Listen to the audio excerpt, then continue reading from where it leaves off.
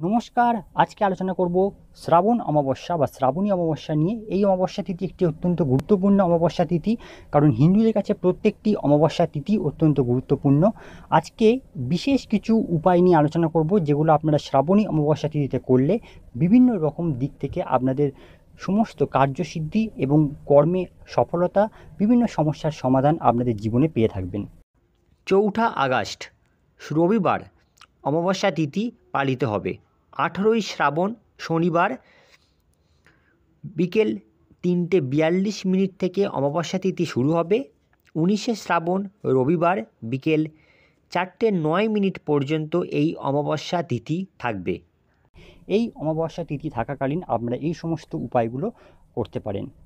প্রথমেই বলবো যে এই অমাবস্যা তিথি একটি অত্যন্ত গুরুত্বপূর্ণ, কারণ শ্রাবণ মাস হচ্ছে দেবাদিদেব মহাদেবের মাস। আর এই দিনকে অবশ্যই আপনারা শিবের পূজা অর্চনা করবেন, শিবলিঙ্গের অভিষেক করবেন। এই অমাবস্যা তিথিতে আপনারা পূর্বপুরুষদের উদ্দেশ্যে তর্পণ করতে পারেন।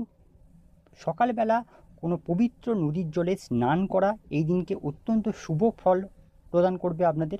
এছাড়া সেই সময় অর্থাৎ স্নান করার পরে সূর্যদেবকে অর্ঘ্য দান করুন আপনারা। তারপরে আপনারা কোনো শিবলিঙ্গে জল দিয়ে বা দুধ দিয়ে অভিষেক করুন। এই শ্রাবণ মাসের বিশেষত্বই হচ্ছে যে আপনারা এই শ্রাবণ মাসে বৃক্ষ রোপণ করুন। যে কোনো রকমের গাছকে আপনারা রোপণ করতে পারেন। এছাড়া আপনারা সবথেকে শুভ হবে যদি বাড়ির ভেতরে বৃক্ষ রোপণ করেন, তাহলে বেল গাছ এবং তুলসী গাছ আপনারা রোপণ করতে পারেন এবং সেগুলোকে সারা বছর যত্ন নিন। বাড়ির বাইরে কোথাও যদি বৃক্ষ রোপণ করেন, তাহলে কলা গাছ, অশ্বত্থ, বট, এই সমস্ত গাছগুলোকে আপনারা রোপণ করতে পারেন। এই দিনকে আপনারা কোনো গরিব মানুষদের অন্ন, বস্ত্র ইত্যাদি আপনাদের সামর্থ্য অনুযায়ী কিছু দিতে পারেন, দান করুন। এবং অবশ্যই এই দিনকে আপনারা কোনো সন্ধ্যাবেলাতে কোনো অশ্বত্থ গাছের তলায় একটি সর্ষের তেলের প্রদীপ জ্বালান। এই অমাবস্যাতে বাড়ির ঈশান কোণে একটি ঘিয়ের প্রদীপ জ্বালান, অথবা আপনার বাড়ির ঠাকুর ঘরে একটি ঘিয়ের প্রদীপ জ্বালিয়ে দিন। এছাড়া এই দিনকে কোনো কালো কুকুরকে আপনারা খাবার খাওয়ান।